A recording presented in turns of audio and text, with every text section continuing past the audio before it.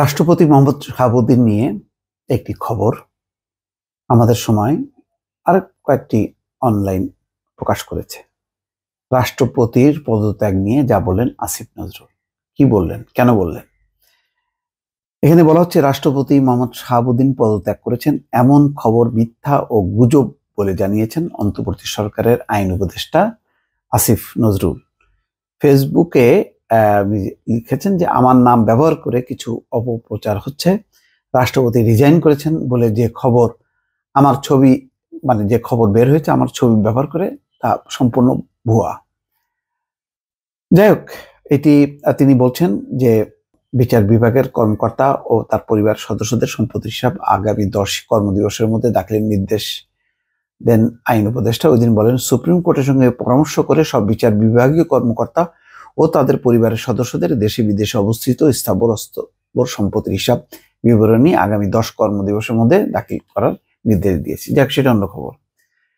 রাষ্ট্রপতি পদত্যাগ করেছেন, এটা একটা খুব জটিল সাংবিধানিক বিষয়। এই সময় রাষ্ট্রপতি খুব গুরুত্বপূর্ণ, যেহেতু নিয়মিত সরকার হাসিনা সরকার পদত্যাগ করেছেন। এখন অন্তর্বর্তী সরকারের প্রধান হচ্ছেন নোবেল বিজয়ী প্রফেসর মোহাম্মদ ইউনূস, আর রাষ্ট্রপতি হচ্ছেন মোহাম্মদ শাহাবুদ্দিন। এখন শাহাবুদ্দিন যাই করবেন সবই হচ্ছে অন্তর্বর্তী সরকারের প্রধান ডক্টর মোহাম্মদ ইউনূসের পরামর্শক্রমে। প্রধানমন্ত্রী পরামর্শক্রমে যেমন রাষ্ট্রপতি সব কর্ম সম্পাদন করতেন, এখন ওই প্রধানমন্ত্রীর জায়গায় হচ্ছে অন্তর্বর্তী সরকারের প্রধান, যিনি তার পরামর্শক্রমে তিনি করবেন। এটা সত্য, প্রথম থেকেই মোহাম্মদ শাহাবুদ্দিন রাষ্ট্রপতি, তার দিকে সবার সন্দেহের চোখ, যে তিনি তো একান্তই অনুগত, সত্যি সত্যি অনুগত এবং বিশ্বস্ত। শাহাবুদ্দিনের যখন নিয়োগ দেওয়া হয় তখন আওয়ামী লীগ মহলেই একটা সোচ্চার গুঞ্জন ছিল এবং তারা হতবাক হয়েছিল যে আওয়ামী লীগের এমন ডাক সাইটের বহু মানুষ থাকার পরেও কেন শাহাবুদ্দিনকে দেওয়া হলো, যিনি রাষ্ট্রপতির আগে শাহাবুদ্দিন চুপ্পু হিসেবে সবাই তাকে চিনত, অনেকে চুপ্পু বলেও ডাকতেন। যাই হোক, চুপ্পু নামটি কেমন যেন একটু খেলনা হয়ে যায়, তার রাষ্ট্রপতির মর্যাদার সাথে যায় না বলে চুপ্পু নামটি বাদ দেওয়া হয়েছে। এখন মোহাম্মদ শাহাবুদ্দিন। তো শাহাবুদ্দিনকে কেন নেওয়া হলো? তখন সবাই ধারণা করলো যে প্রধানমন্ত্রী বিভিন্ন সাংবিধানিক পদে এমন সব মানুষকে বসাতে চান যারা হবেন একান্ত অনুগত, তার বিশ্বস্ত এবং তার কাছে ধরা খাওয়া। শাহাবুদ্দিন নিজে বলেছেন যে তিনি নিজেও বিশ্বাস করেননি।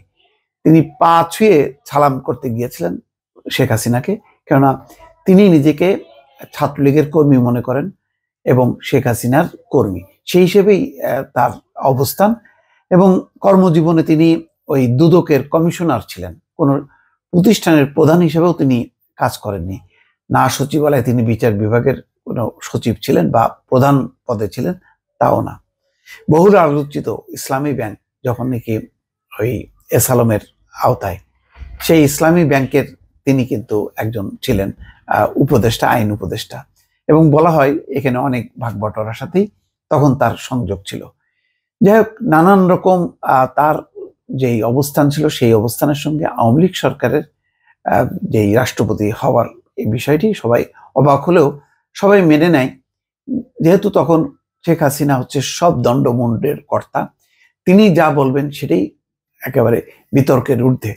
ফলে শাহাবুদ্দিনকে নিয়ে আওয়ামী লীগ মহলে এবং তার বাইরে যে যত রকম আলাপ আলোচনা, নেতিবাচক আলাপ আলোচনা হয়েছে, এগুলি ধোপে টেকেনি।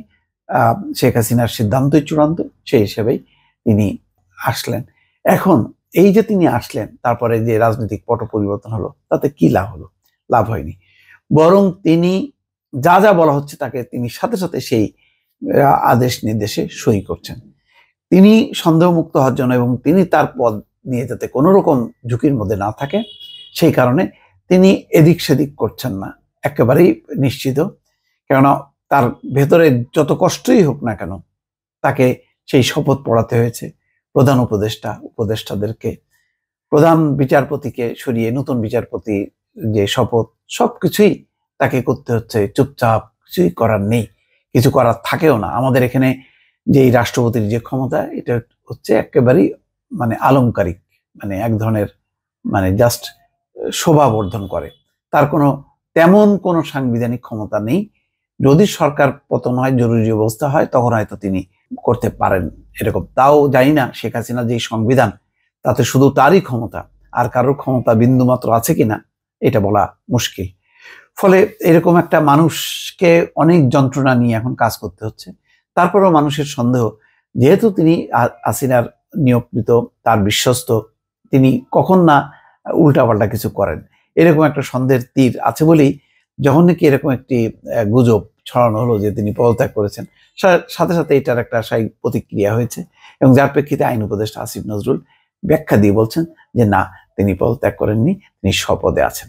দর্শক, ভালো থাকবেন। আল্লাহ হাফেজ।